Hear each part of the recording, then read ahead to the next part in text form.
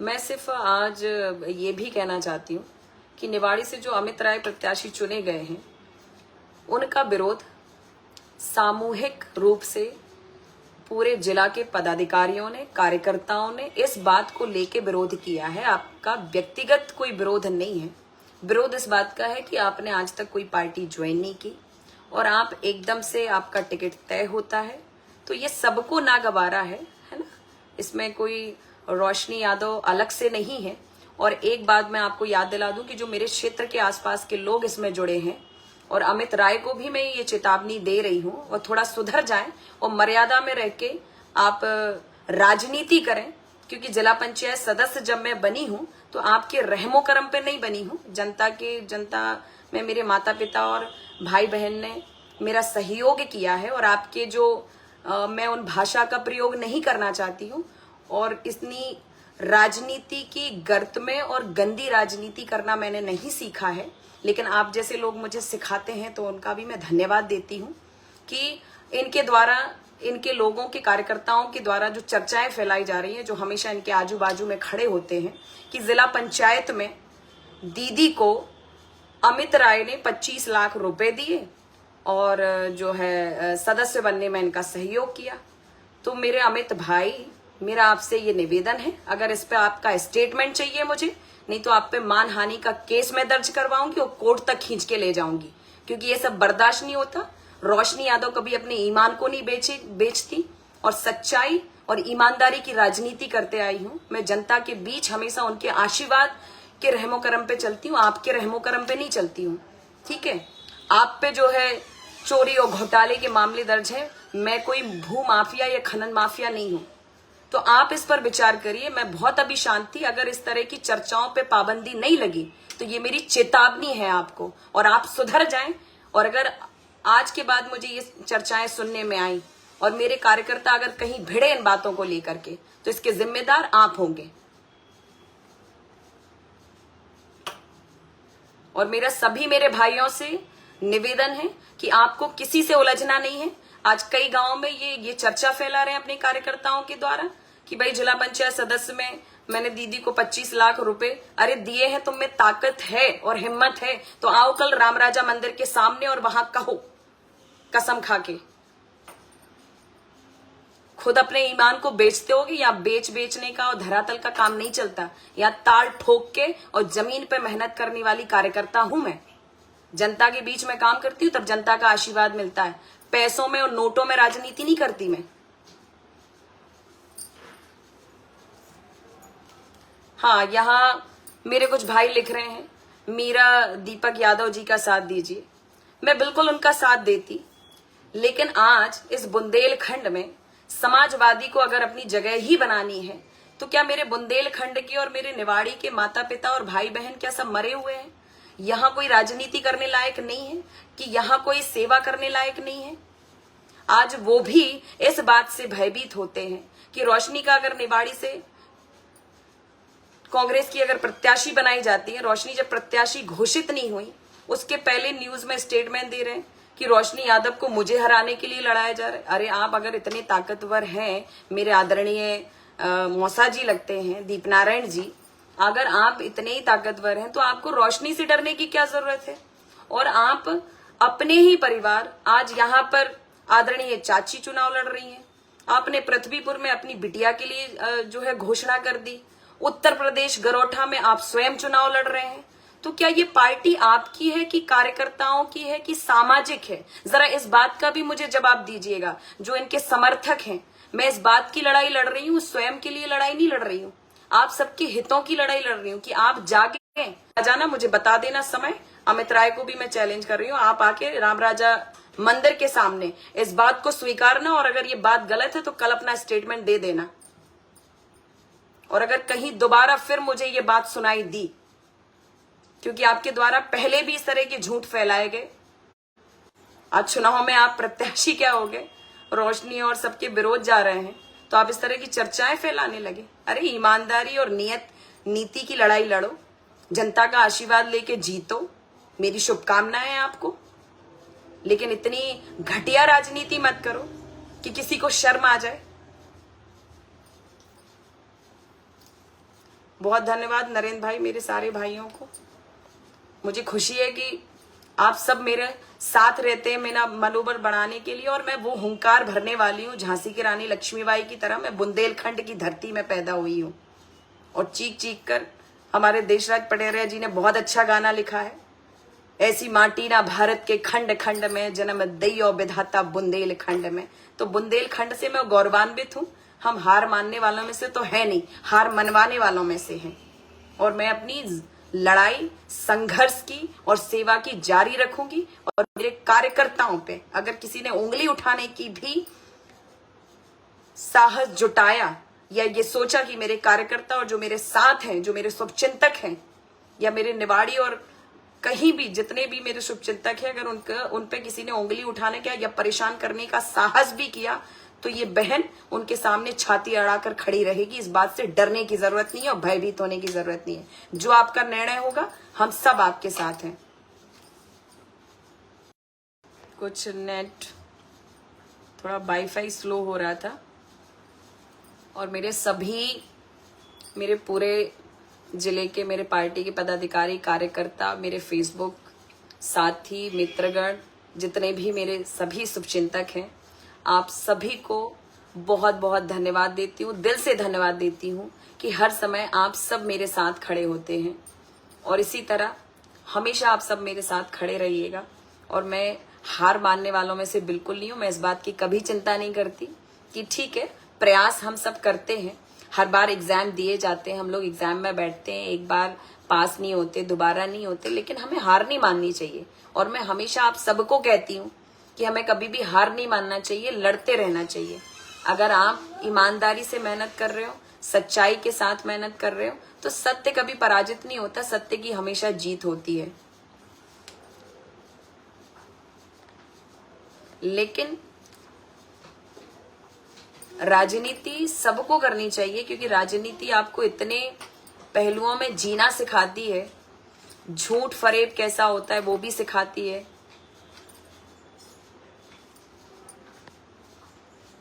और आजकल ईमानदारी की राजनीति करने वाले नेताओं की तो कोई वैल्यू है नहीं। लेकिन मुझे लगता है कि अगर एक व्यक्ति ईमानदारी और सच्चाई की राजनीति करता है, तो वो इस दुनिया को बदलने की ताकत रखता है। बस अपने हौसले बुलंद रखना चाहिए। तो मेरे किसी भी कार्यकर्ता को निराश होने की जरूरत नहीं है। मेरे माता पिता बिल्कुल निराश ना हो, क्योंकि आपकी बेटी और आपकी ये बहन बिल्कुल निराश नहीं है। हम पूरे उत्साह और ताकत के साथ आप सबके बीच में क्षेत्र में आएंगे, और पूरी ताकत के साथ आप सबके बीच में रहेंगे, और आप सबके सुख दुख में जिस तरह आज बेटी खड़ी रही और हमेशा खड़ी रहेगी, मैं आप सबसे वादा करती हूँ, मैं सबको कभी भी छोड़कर नहीं जाऊंगी। हाँ विवेक भाई, कुछ पाखंडी बागेश्वर धाम पर भी, जिनको कोई काम नहीं है तो उनको काम ही है उंगली उठाना, है ना, क्योंकि उनकी उंगली काम के लिए तो चलती नहीं है। तो किसी की उंगली उठाने से कुछ होता नहीं है, पर हमें जवाब देना चाहिए ताकि उनको समझ में आना चाहिए।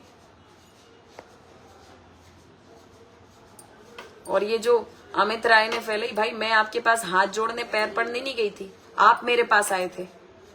तो जरा ये भी बता दिया करिए कार्यकर्ताओं में, और सत्य चर्चा किया करिए, झूठ पे ना चलें। भगवान करे राम राजा आपको सद्बुद्धि दे, आपके कार्यकर्ताओं को भी सद्बुद्धि दे। मर्यादा में रह के राजनीति करना, वरना मर्यादाएं लागना हमें भी आती हैं, और मैं सभी को यही कहूंगी।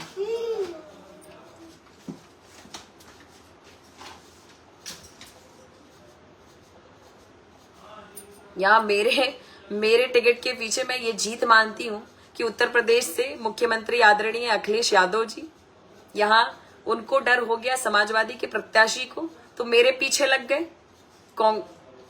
अन्य लोग, सारे लोग मेरे पीछे लगे। भाई जब इतना भय नहीं है, रोशनी कोई ताड़ का पहाड़ नहीं है, तो क्या डरने की जरूरत थी? फिर रोशनी को उतरने देते मैदान में, चुनाव लड़ने देते, और आप भी चुनाव लड़ते, पता लग जाता, दूध का दूध पानी का पानी हो जाता, किसमें कितनी ताकत है। और आपको अगर यहीं समाजवादी का ही वर्चस्व बढ़ाना होता मेरे भाई आदरणीय अखिलेश यादव जी, तो क्या मध्य प्रदेश के सारे लोगों पर आपको विश्वास नहीं है? यहाँ का कोई व्यक्ति सक्षम नहीं है? यहाँ के लोगों को आप मजबूती प्रदान करें। आपसे लोग, समाज के लोग आपसे क्या मार्गदर्शन लेंगे? आप यहाँ केवल एक ही परिवार के लोगों को लड़ा रहे। आज पूरी समाजवादी के जो प्रत्याशी मेहनत करते रहे वो सब रो रहे हैं कि आप केवल उनको टिकट दे रहे हैं जो हारने में है। तो आप भी वही कर रहे हैं, कांग्रेस बीजेपी भी जो कर रही है। अगर आप सामाजिक हैं तो कम से कम समाज की भी चिंता करिए कि जो मेहनत कर रहा है, जो दिख रहा है, उसको भी आप आशीर्वाद देते। देख पा रही हूँ, बस मुझे इतना ही कहना था कि किसी को भी निराश होने की कोई जरूरत नहीं है और हम बिल्कुल पूरे उत्साह के साथ जनता की सेवा में हमेशा समर्पित रहें और आप सबके सुख दुख में और बुंदेलखंड और मेरे जहां जहां भी पूरे मध्य प्रदेश में मेरे भाइयों ने जहां आमंत्रण किया है, मैं सबके बीच में आऊंगी और हम पूरी ताकत के साथ चुनाव लड़ेंगे और कांग्रेस की सरकार बनेगी। इस बार 150 पार होकर के हम जाएंगे।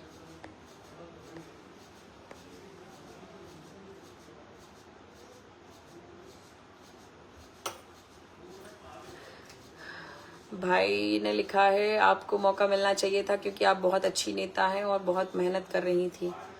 भाई मौका तो जरूर मिलना चाहिए था, ये पूरा निवाड़ी विधानसभा भी कह रहे हैं मौका मिलना चाहिए। और देखिए कल हम लोग जा ही रहे हैं भोपाल, अपनी एक बार बात रखेंगे और मौका देना चाहिए, लोगों को विचार भी करना चाहिए क्योंकि ये निर्णय गलत है तो गलत है और इसका विरोध सिर्फ मैं नहीं, पूरा जिला कांग्रेस विरोध कर रहा है, पूरे कार्यकर्ता विरोध कर रहे हैं। तो ये सामूहिक विरोध है और सामूहिक विरोध में सब सम्मिलित हैं। और विरोध इस बात का है कि जो कार्यकर्ता 5 साल से 20 साल से सब मेहनत करते रहे, निवाड़ी को हमेशा भेंट चढ़ा दिया जाता है। इस बात की चिंता है कि कल जो कार्यकर्ता जिन पे मुकदमे दर्ज करवाए जाते हैं, जो 20 सालों से कांग्रेस की लड़ाई लड़ रहे हैं, आज एक उम्मीद उनके बीच में जगी थी, आज उनके बीच में एक उम्मीद जगी थी, वो आशा की किरण लोगों को बीच बुझती नजर आ रही है। तो वो उनकी लड़ाई कौन लड़ेगा? और ये सिर्फ मेरे अकेले का विषय नहीं है, मैं उन सबके साथ हूँ। मेरे शीर्ष नेतृत्व इस निर्णय को बदलें और जिसके लिए भी निर्णय लेंगे, मेरे ओबीसी वर्ग से मेरे किसी भी भाई बहन और दीदी पूरी ताकत से उसके साथ लगेगी। मेरे सभी भाइयों का बहुत बहुत धन्यवाद। धर्मेंद्र, विनय, चंदू, महेश, प्रीति बहन, रविंद्र, आकाश, एसपी, सुनील, प्रवीण, कल्पना, गजराज सिंह, सभी को हेलो, सभी लोगों को बहुत बहुत धन्यवाद। अब मैं आप सबसे आज्ञा चाहूंगी। राजाराम, मुकेश यादव, सुनील,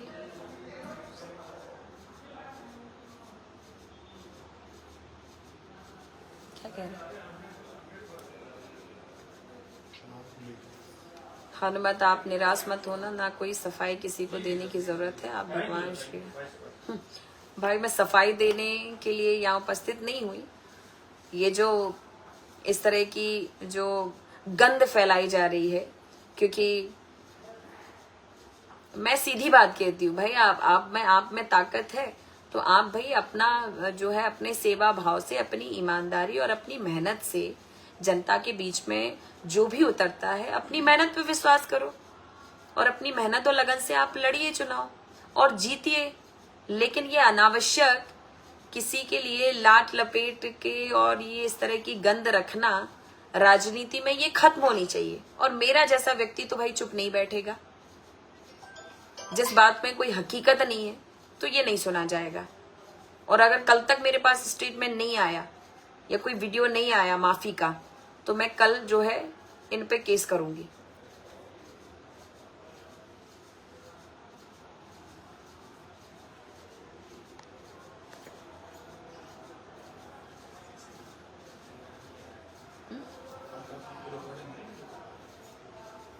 और मेरे पास इनके जो कार्यकर्ता इस तरह की जो हरकतें कर रहे हैं, वो सब रिकॉर्डिंग भी मेरे पास है और विथ प्रूफ दूंगी मैं।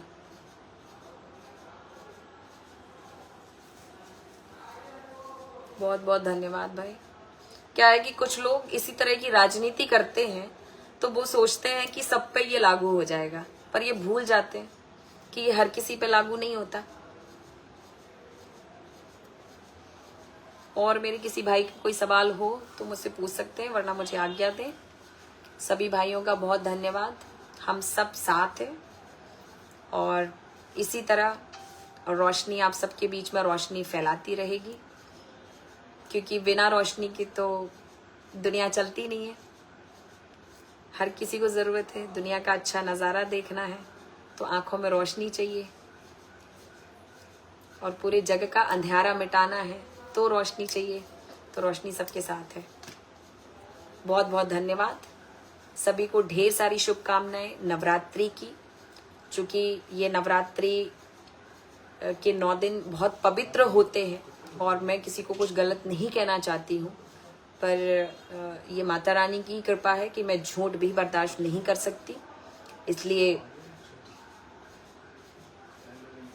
मैं बिल्कुल अभी इस बात को नहीं रखना चाहती थी, बट किसी को मजबूर नहीं करना चाहिए।